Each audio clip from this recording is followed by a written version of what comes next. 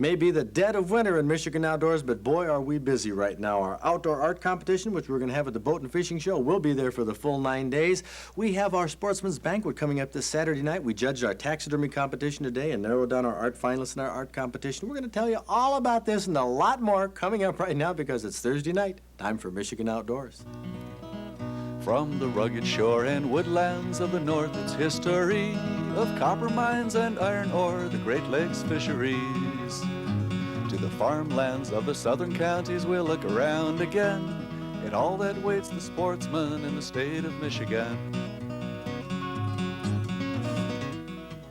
Well, we've talked about, we're looking forward to the 9 days at the Boat and Fishing Show. We're running some Michigan Outdoors education centers there. And these are filled with people, experts on all types of subjects, especially that have to do with fishing and boating. One of the people who's flying in for the second half of the show from Minnesota is Bob Knopf from the Berkley Line Company. He has all kinds of tips. He's a fisheries biologist. He can talk about fishing, fish behavior, line, reels, rods, and I'll give you a little excerpt right now of a tape that we did this past summer with Bob talking about some of these things. And now here's something every angler's familiar with. If you use a bait casting reel, the pros call it a professional overrun. It's a backlash, and when you use monofilament line, you can have problems. Now, if you use monofilament line on spinning reels, sometimes you can have problems like that. They are very aggravating, and we have a fellow here who represents a company that makes fishing tackle lines. Bob Knopf. Bob, thank you for coming here. He's from Berkley Line Company, and he's going to give us some tips on how to prevent things like that from happening to your line. Those overruns and where it gets all on a snarl around the spinning reel. I've had that happen too many times. About 2 or 3 times is way too many. But Real why? problem. What causes that? It can be any number of things. Probably the most common is the fact that people don't spool it onto their lines properly. There's a certain way you spool line, whether you're using a bait cast or a spinning reel. Yeah, you and sit in the front seat of your car and you Right. wind it on as fast as you can so you can get out fishing, right? Yeah, there's several ways you can get those backlashes. They're easier than most people think to get. Okay, well, let's start with the spinning. Okay. How is it that you get line from the spool onto the reel the most efficient way? The best way to do is to just thread the line through the rod and actually use the rod, tie it onto your spinning reel, and then just simply lay the spool down on the floor so that it's flat down on the ground. You don't use a pencil through the... No, you don't use a pencil. You just Well, why simply not? lay it down there. This way, because it's hard to tell which way a spinning reel is going to turn. Different people and different makes of spinning reel, they could come off differently. Okay, well, Plus, the line may be wound on the spool a different way, so it's hard to tell. Okay, now with your brand of line, you say put the label up? Normally, if they put the label up and have a standard spinning reel, it'll be the proper way. But the way to tell is once you start, you simply make a few turns onto your line and hold your rod tip relatively high, turn on some line on there, and then just lower it down. And if it kinks and curls up, that's laying in gentle curls, Okay, and so that's pretty good. It's laying here right on the spool. We can see right on the spool here that it's just laying down the way it comes off of the spool. That means you're spooling it on properly. Now, if it kinked up, then you would turn the spool over. Okay, well, let's flip it over. Okay. Say this is the wrong way. Now go ahead and give that When you turn that over and take a bunch of lines and you hold it up here. Okay, now let's see what happens. Oh, well, already. When you can see that We have kinks all over the place. it twists and curls, and then you say, uh-oh, you're in trouble right there, and so you got to stop back up and then flip the spool back over to get it the right way. So if that happens, put it the right direction and spool it onto your spinning reel like that. That Okay, should that take sounds easy care enough. of- How much pressure? It's probably best to put it on under medium pressure. It's hard to say. When they first start to spool on, it should be put on a little bit harder, then you can slacken off a little bit. Okay. Most people use too much pressure rather than not enough. Okay, now let's talk about our bait casting reel. This is done a little differently. What would happen if we peeled it off the same way? You can do it the same way.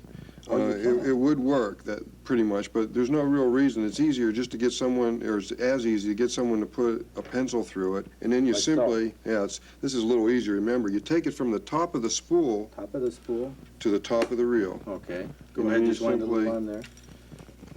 Whoop. And you should put a little pressure Put a on. little pressure on that. Now, what would happen if you let out a lot of line or the line was wet while you wound it on, you wound it on tightly?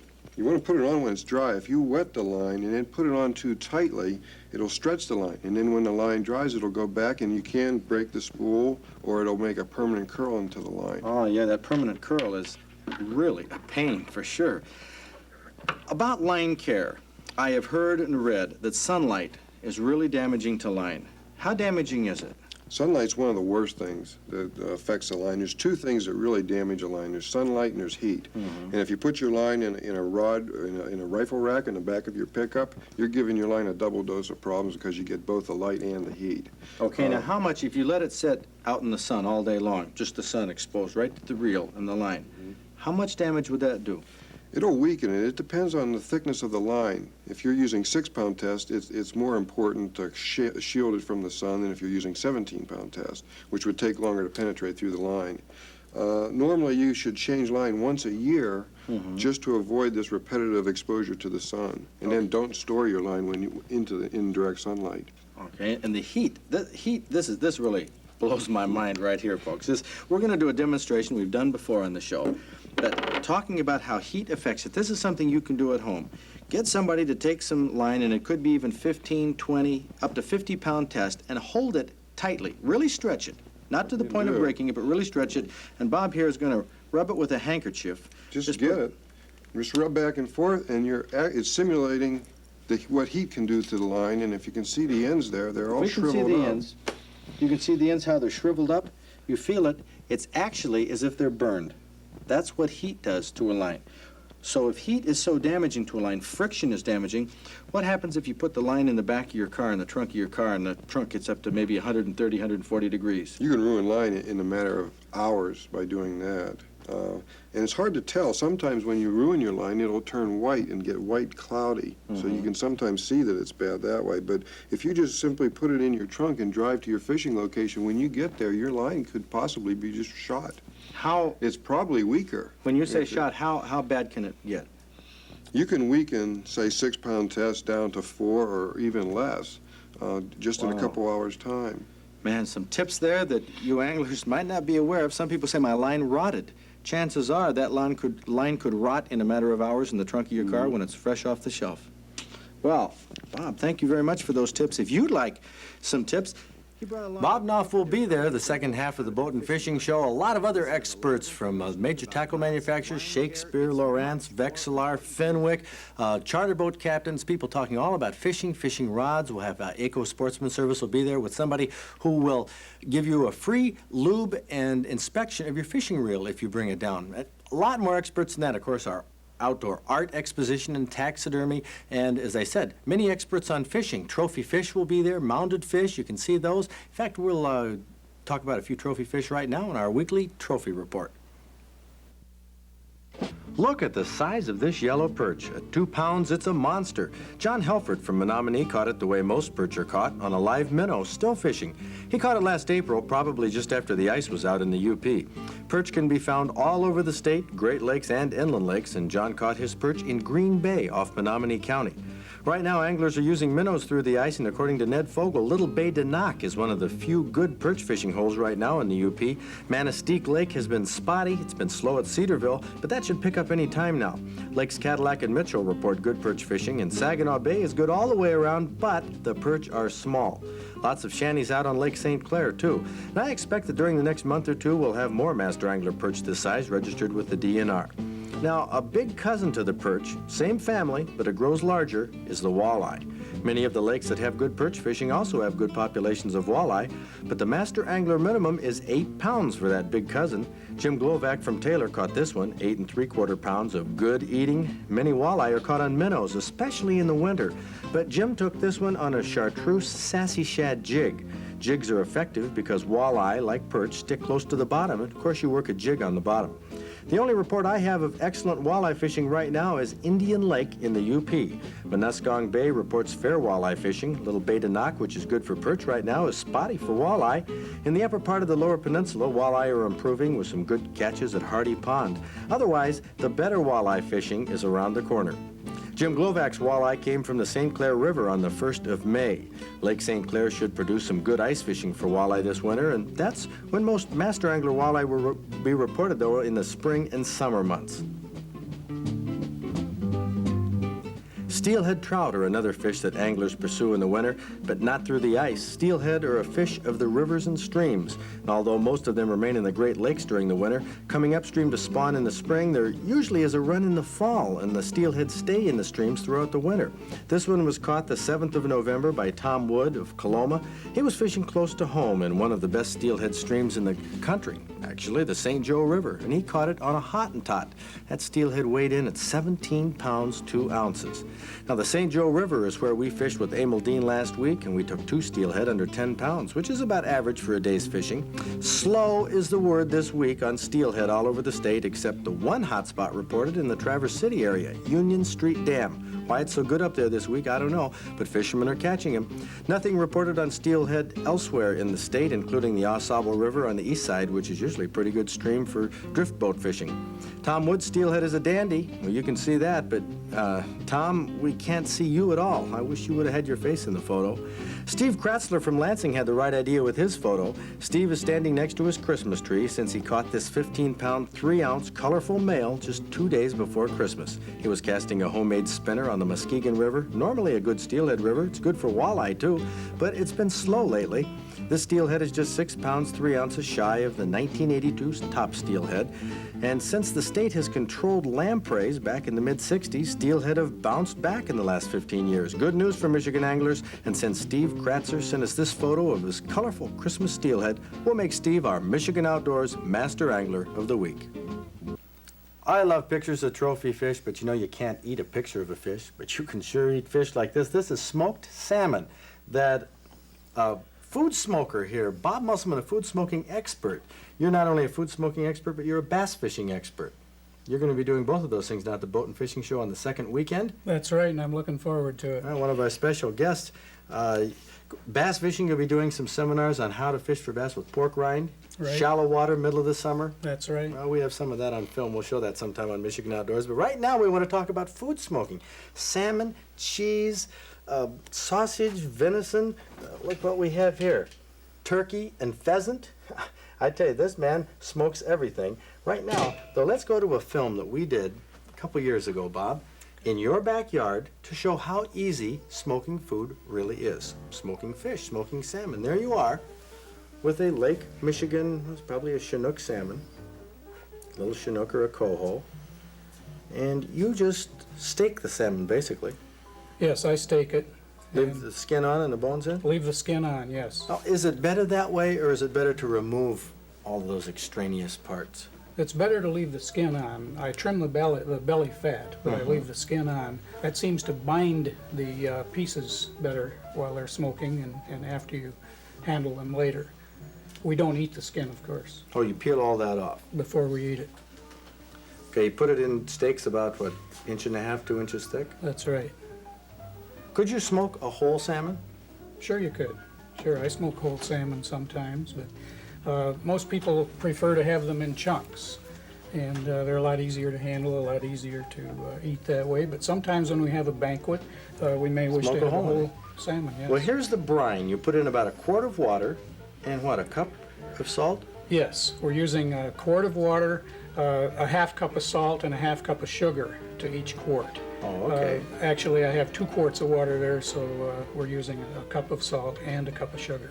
Now the sugar, you combine brown sugar and white sugar. Yes, Why? that gives us a better golden color to the finished product. It doesn't change the flavor though. Not much, no. Just the golden brown color, which is important.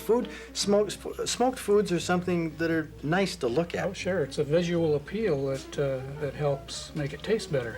Okay, and then we put the rest of the water in. What function does the brine have? Could you smoke food without brining it? Sure, sure you could. But the brine flavors it, and the brine also serves to preserve it. The salt in there preserves it. Yes, the salt preserves it. Now the sugar sort of softens the effect of the salt. That's why we put the sugar in there. Okay, so you put the fish pieces in the brine for how long? 12, 14 hours or so, overnight. Overnight. What if you put it in, what if you left it in for a whole day? Would that make it any better, or would it make it worse? It would make it much saltier. So you'd have to rinse it more, and then you're rinsing the brine ingredients right back out. So you're defeating the purpose of using brine. So 12 or 14 hours in the brine. Do you brine a whole salmon? Yes, sometimes a couple of them. at once. At once, huh? Clean off your grill. Now, the rack and the smoker, you're using a Little Chief smoker here, which is one of the main selling smokers on the market. Get that ready. You rinse off the salmon, and I know you advocate just rinsing it off lightly. That's right, Sloshing just to get the salt crystals off the surface. Okay, and you put them on some paper towel and just pat it off. Right, And- and that speeds up the drying process a little bit. But you don't put it in the smoker right away. No, we'll let it dry, air dry we call it, for about an hour. Why? Well, the pellicle's going to form, Fred. Okay, pellicle. You've told me about that before. That's the sort of a film or a sticky texture on the outside as it's drying. Actually, it's the proteins rising to the surface of the fish. And it'll look like a coat of clear varnish after about an hour. It'll be sticky to the touch. And that'll prevent the milky substance from coming out of the fish. So you want to dry it for about an hour, let the pellicle form, and then into the smoker. What types of chips do you recommend? I know there's all kinds on the market. Right. Okay, we use hickory most of the time. Now, you can use any hardwood, apple or cherry, any hardwood. You can't use the wood from needle-bearing trees. Oh, like because pine trees. Too much pitch Too in much that. pitch in Yes. there. So the hardwoods. Okay, now after about an hour, you can see. It looks like a little bit of varnish on that fish. It is. See, it's sticky to the touch. You can see how it's stuck to your fingers there. That's right. Okay, but that's ready to go in the smoker. Oh, she's ready to go in right now. I'm preparing the smoker right now, getting it smoking before I put the fish in. And you'll smoke it for how long? Depending upon the thickness of the pieces, probably 10 to 12 hours, Fred. Do you check the fish during the smoking process? Yes, to see? I do. Sometimes I may take a thin piece out after 9 hours and leave the thicker pieces in for 2 or 3 more hours. And that's the way it's done. Well, you can see, basically, it can be very simple to It smoke is. food. There are a few basic things you have to know. And of course, you know a lot of things about smoking. Excuse me, smoking a lot of different items you have here. Let me taste some of this salmon, if you don't mind. Some of the smoked Chinook. Ed, come on in here a second. Hey, hope I get a taste too here. Well, that's good salmon. It's not real oily. No, You know what I'm lake curious? trout would be a little more oily than How is bass? Since you're a bass fisherman, how is bass. Dry out too much. is that right? Yes. Oh, Pike are delicious, muskie are delicious, but bass and bluegills Try some of that, Ed. sure. don't work too well. You know what that is? Jerky, I think. Yep, you bet. Smoked venison jerky, right? Venison Bob? jerky. That's right. Pretty good? Delicious. Let's see, what do we have over here? It's like Munster cheese. That's Munster cheese smoked. Just adds a nifty little flavor to it. That's right. And we don't give it a real sharp, smoky taste. So we smoke cheese just a very short time. Yeah, how long do you smoke cheese? About an hour. Oh, so it does. The times vary, but it doesn't. Is it a very difficult process to learn how to smoke foods? No, very These easy. different types? Did I tell you? Braunschweiger? That's a Braunschweiger cheese ball. You have a lot of recipes. You've done a book. You're sort of a self-made publisher here. You've learned a lot about food smoking on your own. You've published a book yourself called Food Smoking the Easy Way. You'll have these copies down at the Boat and Fishing Show. I sure We're will. also going to have you back on Michigan Outdoors quite a bit to talk about smoking these different things. Lift that lid there a second, Ed. glad to. This is something. Yeah. This is excellent. A turkey. And what is this little thing? Oh, that's a pheasant. A pheasant, okay. Great. Well, we'll have you back, Bob, to talk about that. And of course, people can find out how to do all of this at the Boat and Fishing Show.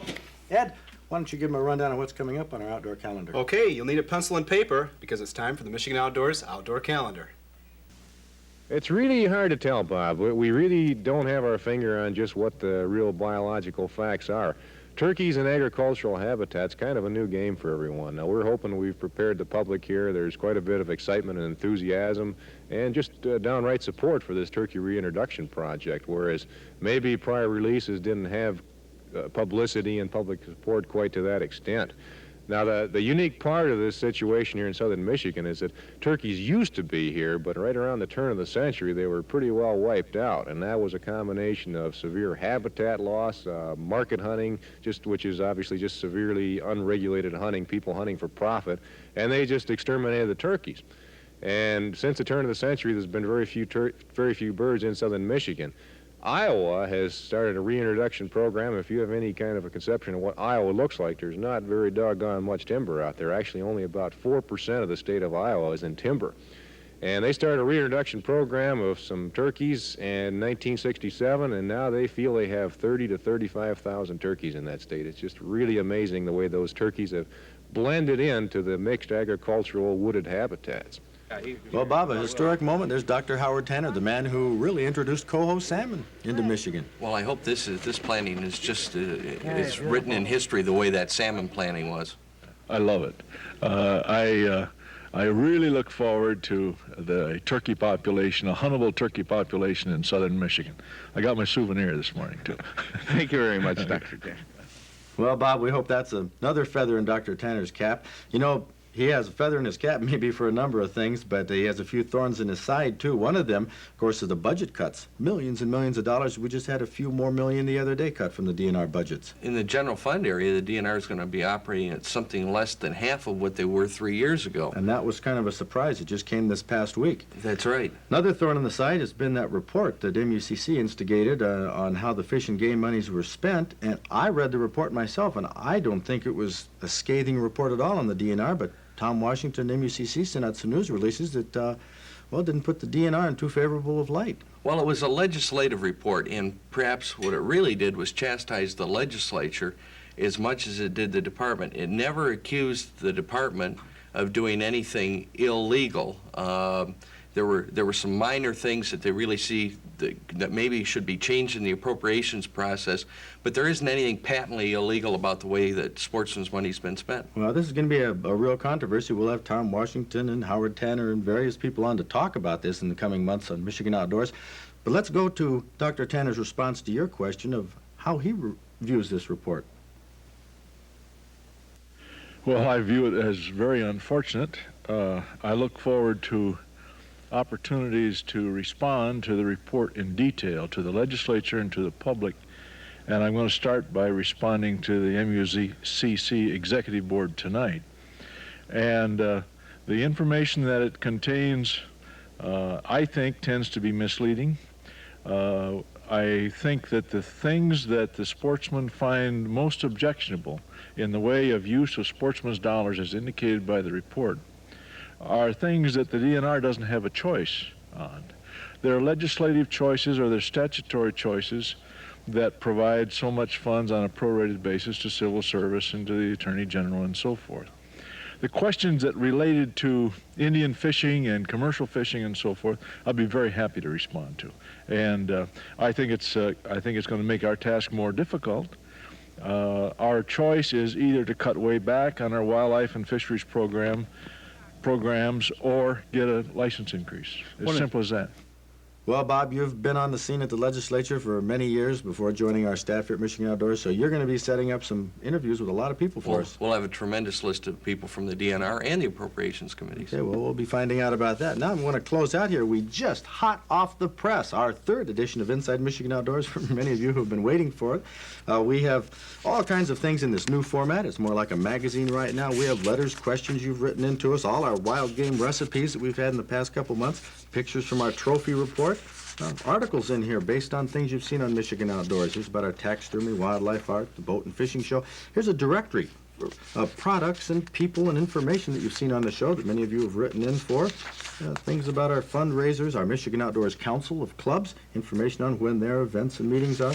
All this and Inside Michigan Outdoors, you can get a free copy. Just write to us here at Michigan Outdoors, Box 1, East Lansing 48823, and we'll send it to you right away. Have a good weekend in Michigan Outdoors.